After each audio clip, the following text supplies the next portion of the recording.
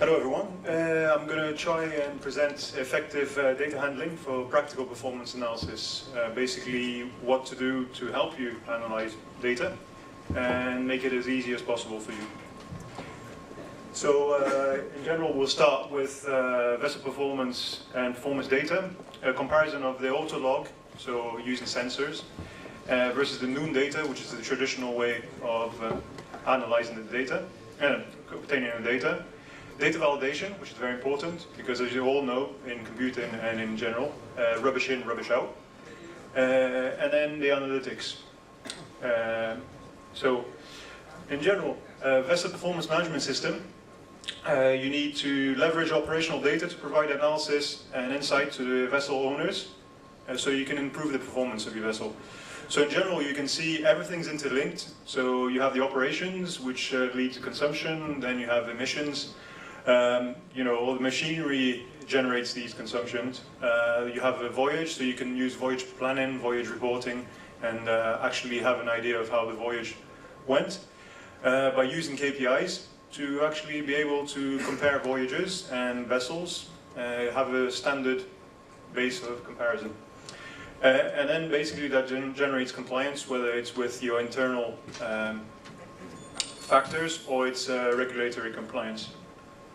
So, the sources of performance data. You need to capture it from the beginning. As you can see, the route planning, all the way up to alongside. So you can look at fuel switching, ballast water exchange, the noon report, again ballast water exchange. So this is needed to have all this data for proper technical analysis.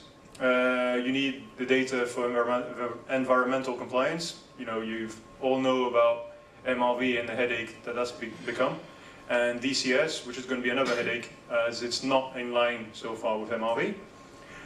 You can then use the system for predictive actions, whether it's what my previous presenter mentioned for new vessels, or in the very long term, or predictive actions of how your voyage is going to go, or how your next voyage is going to go.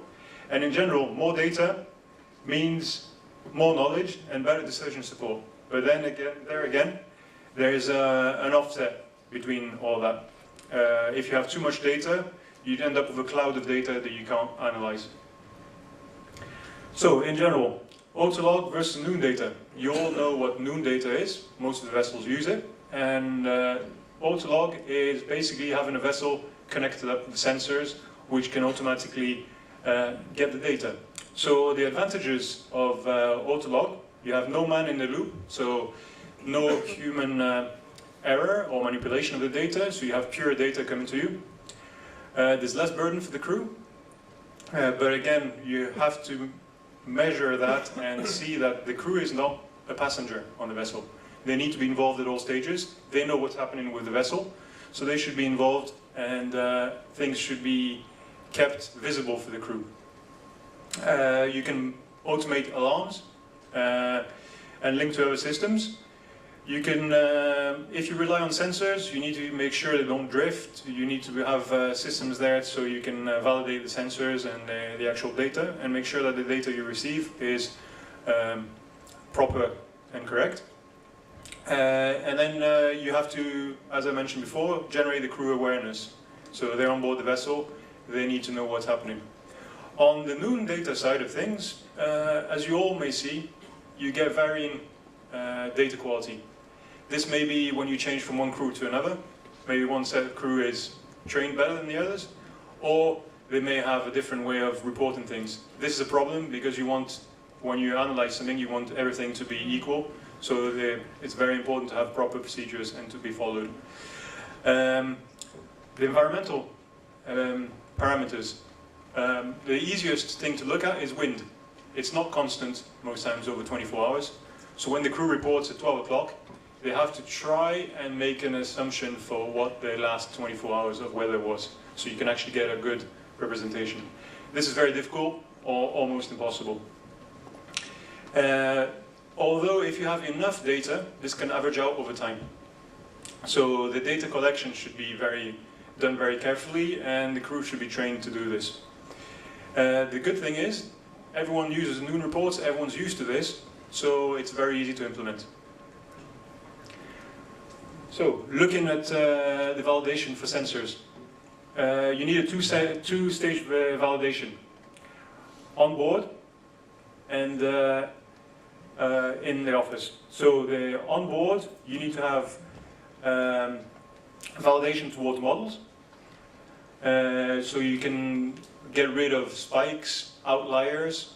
You can see if there's drifting of the sensor, and or any malfunctions of the sensor. So this needs to be done on board, and then on the shore side, you can have a bigger set of data, so you can do a better validation if anything hasn't been picked up on board the vessel. So as you can see, you can validate towards a model, which could be sea trials, could be shop trials, could be a model from the operation of the vessel over a long period. So data handling. If we look at the difference between Noon report and Autolog data, as you know, the ISO method asks for 15-second data. So the actual, if you look at the data over a day, 24 hours, it may not be a problem to transfer this data. If a Noon report is considered to be 15 kilobytes of data, 15 seconds could be 1,500 kilobytes. So the transfer maybe is not so much of a problem. The problem comes from when the data is compiled and you try and analyze it. If you want to use, as an example, a spreadsheet and take one line of data, one line for one report. So for Noon report, you got one line, very easy. If you use Autolog, it's 5,700 lines per 24 hours. Looking at this over a year, that's over 2 million lines of data for 1 year worth of data, which most common data analysis tools, spreadsheets and stuff can't handle. So maybe there's a way of actually reducing this by using the Autolog data and averaging it over a different period. So rather than having 15 seconds, you can use 1 hour. Or you can use a 4-hour average or 24-hour average, and you can see the difference in how much reduction you have in this. And before averaging the data, you need to have the outliers taken out, so either on board, as I said, or post-processing when it actually arrives into the office. But the thing is, do we have a loss of precision from this? So looking at our data, handling the data, you can see what is plotted here. The blue line is 15-second data. The yellow line is 1 hour. The orange line is a 1 hour average, and the orange line is 24 average for the same data. Looking at the mean, the range, and the standard deviation, you can see there's a bit what happens to the data. So using an average could be a possible solution, but you need to actually have a good look at what your data is doing and offset what you can actually handle to what you want to obtain. So looking in this case, we've actually run a few simulations and looked at the difference between 1 hour, 4 hour and 24-hour data. So this is actually the non-dimensional frictional resistance coefficient. And you can see a difference in the actual trend line for the data. The yellow and the orange are very close together, and the green is not that far apart, and they're mostly parallel. What we've done recently is actually looked at removing the ballast data and running it just on laden data, and then running it just on ballast data. And you can see a much better fit where things are almost the same. Obviously, when you're talking about averages, 1 hour and 24 hour, it's not talking about a Noon report. It's not the crew doing the average in their heads and saying, this is actually proper data over 24 hours with a 15-second period that's getting averaged over. So you have, shall we say, a perfect average for 24 hours. So this is why we obtained something like this. And we're going to be looking more into this, but a good takeaway from this is that it's worth, if you have auto-login systems and you're worried, or if you're looking into obtaining auto-login systems and connecting up your vessel, it's worth looking into averaging out the data over time in order to be able to do an in-house maybe analysis. The same thing here.